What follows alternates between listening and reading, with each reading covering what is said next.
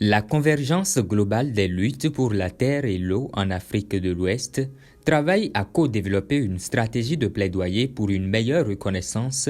et sécurisation des droits fonciers légitimes des communautés dans la gestion des terres. Dans ce cadre, un atelier de validation du rapport provisoire de l'analyse croisée des dispositions juridiques foncières du Bénin avec les directives volontaires de gouvernance foncière de la FAO et la décision 26 de la COP 14 de la CNULCD s'est tenue ce jeudi 12 octobre 2023 à Cotonou. Certains parmi nous ici étaient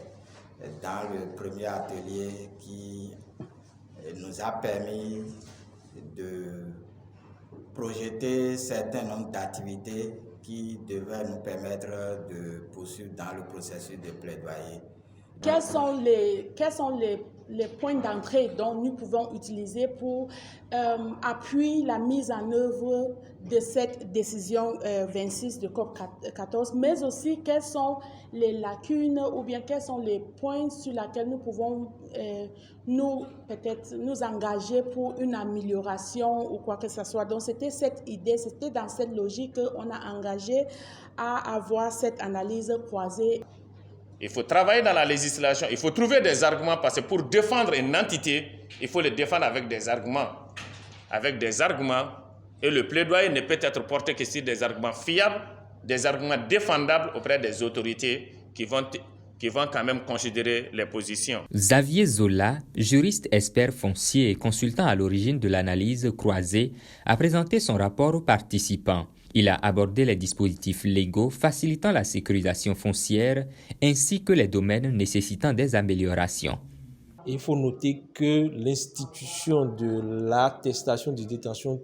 coutumière ADC a été quand même une avancée majeure pour permettre donc, pour faciliter, pour assurer la sécurisation des terres rurales, des terres agricoles, des terres sans titre et sans acte.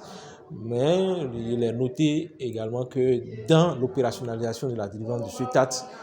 notamment au niveau de nos communes, il y a des pistes que nous avons explorées pour faciliter et pour faire des plaidoyers et pour que l'État lui-même puisse prendre des décisions. Des échanges enrichissants ont suivi sa présentation, permettant aux participants de formuler des recommandations pour améliorer le travail.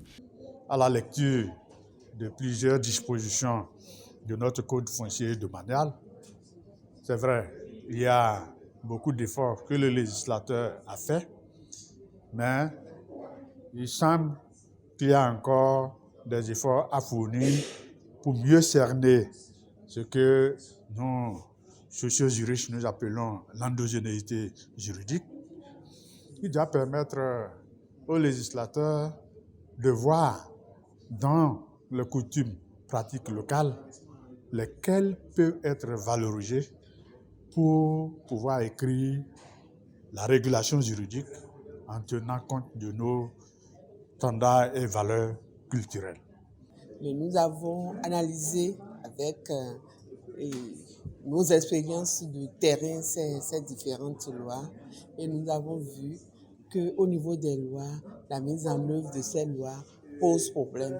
Nous avons aussi noté que ces lois ont besoin d'être toilettées pour prendre en compte nos réalités, pour que vraiment les communautés puissent vraiment bénéficier de leurs terres et que les organes prévus par ces textes de loi soient vraiment fonctionnels. Le résultat final de cet atelier devrait fournir aux acteurs des arguments solides dans le cadre du plaidoyer politique en faveur de la mise en œuvre de la décision de la CNULCD.